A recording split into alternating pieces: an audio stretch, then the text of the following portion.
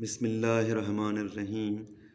सूरह बक़रा रुकू नंबर 15। ऐं जंहिं पाण खे बेसम्झ कयो तंहिंखां सवाइ ॿियो कोई इब्राहीम जे दीन खां मुड़ंदो, ऐं बेशक खेसि दुनिया में चूंडियोसीं ऐं उहो आख़िरत में ज़रूरु भलारनि मां आहे।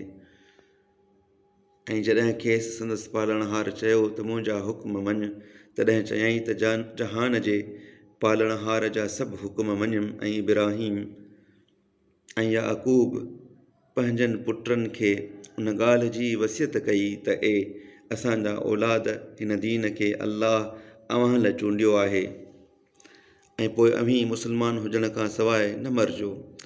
किताब वारो, अव्हीं तॾहिं हाज़िर हुयो छा जॾहिं याक़ूब खे मौत वेझो थियो, जॾहिं पंहिंजनि पुटनि खे चयाईं त मूं खां पोइ कंहिंजी इबादत कंदव? तॾहिं चयाऊं त तुंहिंजे ख़ुदा ऐं तुंहिंजे पीउ ॾाॾे इब्राहीम ऐं इस्माईल ऐं इसहाक जे ख़ुदा जो अकेलो ख़ुदा आहे इबादत कंदासूं, ऐं असीं संदसि हुकुम मञींदड़ आहियूं। इहा टोली बेशक गुज़री वई, जेकी उन्हनि कमायो सो उन्हनि लाइ आहे, ऐं जेकी अव्हां कमायो सो अव्हां लाइ आहे, ऐं जेकी उहे कंदा तंहिं बाबति अव्हीं न पुछबो। ऐं किताब वारा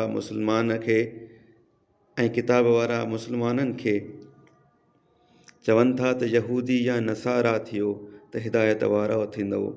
पैगम्बर खेनि चओ त असीं इब्राहीम हनीफ़ हिक तरफ़े जे दीन जा ताबेदार आहियूं, ऐं उहो मुशरिकनि मां न हो।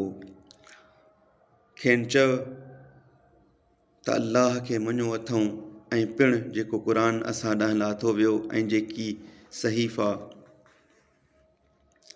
इब्राहीम ऐं इस्माईल ऐं इसहाक ऐं याक़ूब जे औलाद ॾांहुं लाथा विया आहिनि, ऐं जेकी मूसा ऐं ईसा खे ॾिनो वियो, ऐं जेकी ॿियनि पैगम्बरनि खे संदनि पालणहार खां ॾिनो वियो, तंहिं सभ खे मञूं था। मंझाइनि कंहिं हिक जे विच में विथी नथा भायूं, ऐं असीं उन हिकु अल्लाह खे मञींदड़ आहियूं।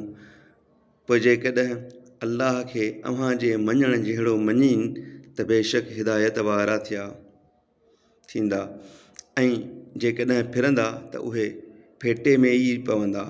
पोइ अल्लाह तोखे उन्हनि जे शर खां काफ़ी थींदो, ऐं उहो ॿुधंदड़ ॼाणंदड़ आहे। अल्लाह पंहिंजे दीन जे रंग सां असांखे रंगियो आहे, पोइ रंगण में अल्लाह खां वधीक चङो केरु आहे, ऐं असीं संदसि इबादत कंदड़ आहियूं।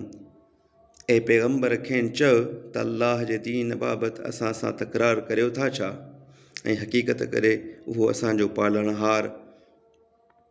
जो पालणहार आहे, ऐं असां लाइ असांजा कम ऐं अव्हां जे लाइ अव्हां जा करतूत आहिनि, ऐं संदसि निला याने ख़ासि बाना आहियूं।